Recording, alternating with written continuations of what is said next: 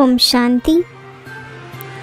ಪ್ರತಿಯೊಬ್ಬ ಮಗುವು ಪೂರ್ವಜರು ಮತ್ತು ಪೂಜ್ಯರು ಆಗಿದ್ದಾರೆ. ಈ ಕಲ್ಪವೃಕ್ಷಕ್ಕೆ ತಾವೆಲ್ಲರೂ ಬೇರುಗಳಾಗಿದ್ದೀರಿ, ಬುಡವೂ ಆಗಿದ್ದೀರಿ. ತಮ್ಮನ್ನು ಇಂತಹ ಶ್ರೇಷ್ಠ ಆತ್ಮನೆಂದು ತಿಳಿಯುತ್ತೀರಾ?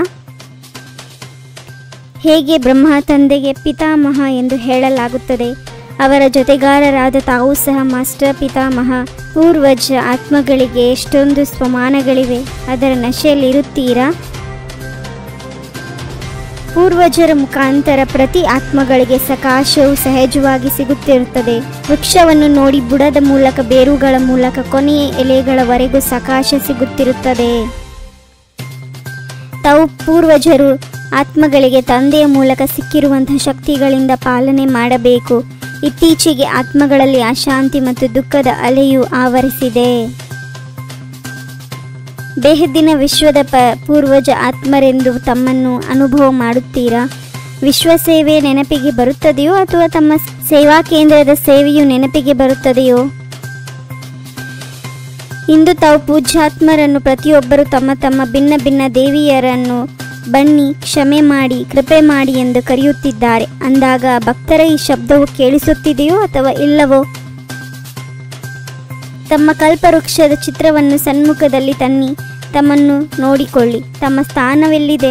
ಬುಡದಲ್ಲಿಯೂ ತಾವಿದ್ದೀರಿ, ಕಾಂಡವೂ ತಾವೇ ಆಗಿದ್ದೀರಿ, ಜೊತೆಗೆ ಪರಮಧಾಮದಲ್ಲಿಯೂ ನೋಡಿ. ತಾವು ಪೂರ್ವಜರು ಪೂಜ್ಯರಾಗಿದ್ದೀರಿ, ಎಲ್ಲವರಾಗಿದ್ದೀರಿ. ಇಂತಹ ಸ್ಮೃತಿಯಿಂದ ಸೇವೆ ಮಾಡಿದಾಗ ಪ್ರತಿಯೊಂದು ಆತ್ಮವು ಇವರ ನಮ್ಮದೇ ಪೂರ್ವಜರು, ಇಷ್ಟ ದೇವತೆಗಳು ಪುನಃ ನಮಗೆ ಸಿಕ್ಕಿಬಿಟ್ಟರೆಂದು ಅನುಭವ ಮಾಡುತ್ತಾರೆ. ಯಾವುದೇ ಮಹಾತ್ಮರಿಗೆ ತಾವು ದೇವಿ ದೇವತೆಗಳ ಸಮಾನ ವಿಧಿಪೂರ್ವಕ ಪೂಜೆ ಆಗುವುದಿಲ್ಲ. ತಮ್ಮನ್ನು ಈ ರೀತಿ ತಿಳಿಯುತ್ತೀರಾ? ಇಂತಹ ನಶೆ ಸದಾ ಇರುತ್ತದೆಯೇ?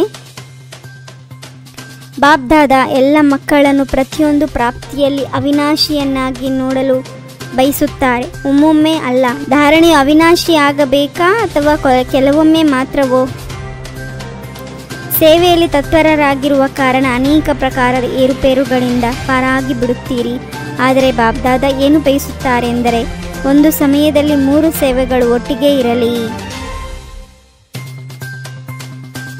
ಮನಸ ಸೇವೆ, ವಾಚ ಮತ್ತು ಕರ್ಮಣ ಅರ್ಥಾತ್ ಸಂಬಂಧ ಸಂಪರ್ಕದಲ್ಲಿ ಬಂದರೂ ಸೇವೆಯಾಗಲಿ. ಸೇವಾಭಾವ ಸೇವೆಯಲ್ಲಿ ಭಾವನೆ ಇರಲಿ.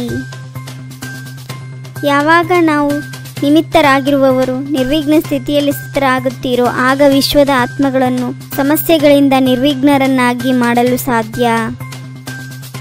ಪ್ರತಿಯೊಂದು ಆತ್ಮಗಳ ಪ್ರತಿ ತಮ್ಮ ಶುಭ ಭಾವನೆ, ಶುಭ ಕಾಮನೆಯ ಶ್ರೇಷ್ಠ ಭಾವನೆಯು ಅವರ ಸಂಸ್ಕಾರವನ್ನು ಸ್ವಲ್ಪ ಸಮಯಕ್ಕಾಗಿ ಪರಿವರ್ತನೆ ಮಾಡುತ್ತದೆ. ಸೇವೆ ವಿಸ್ತಾರದ ಸಂಬಂಧದಲ್ಲಿ ಆತ್ಮಿಕ ಭಾವದಿಂದ ನಡೆಯುವುದು, ಮಾತನಾಡುವುದು, ಸಂಸ್ಕಾರದಲ್ಲಿ ಬರುವುದು ವಿಸ್ಮೃತಿಯಾಗಿ ಬಿಟ್ಟಿದೆ, ಸಮಾಪ್ತಿಯಾಗಿಲ್ಲ. ಆತ್ಮಿಕ ಸ್ವಭಾವದ ಆತ್ಮಕ್ಕೆ ಸಹಜವಾಗಿ ಸಫಲತೆಯನ್ನು ಪ್ರಾಪ್ತಿ ಮಾಡಿಸುತ್ತದೆ. ನಾನು ದೇವಾತ್ಮ ಬ್ರಾಹ್ಮಣ ಆತ್ಮನ ಶ್ರೇಷ್ಠ ಸೇವೆಯ ಆಶೀರ್ವಾದಗಳನ್ನು ಕೊಡುವುದು, ಆಶೀರ್ವಾದಗಳನ್ನು ಪಡೆಯುವುದು.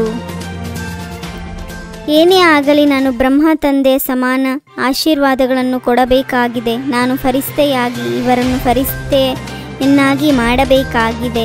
ಇವರು ಬದಲಾದರೆ ನಾನು ಬದಲಾಗುವೆನು ಎಂದಲ್ಲ. ಸಮಯದ ಪರಿವರ್ತನೆಗೆ ಮುಂಚೆ ತಾವು ವಿಶ್ವ ಪರಿವರ್ತಕ ಆತ್ಮಗಳು ಸ್ವಪರಿವರ್ತನೆಯ ಮೂಲಕ ಪರಿವರ್ತನೆಯ ಆಧಾರದ ಮೇಲೆ ತಾವು ಸಹ ವಿಶ್ವದ ಉದ್ಧಾರ ಮೂರ್ತಿಗಳಾಗಿದ್ದೀರಿ.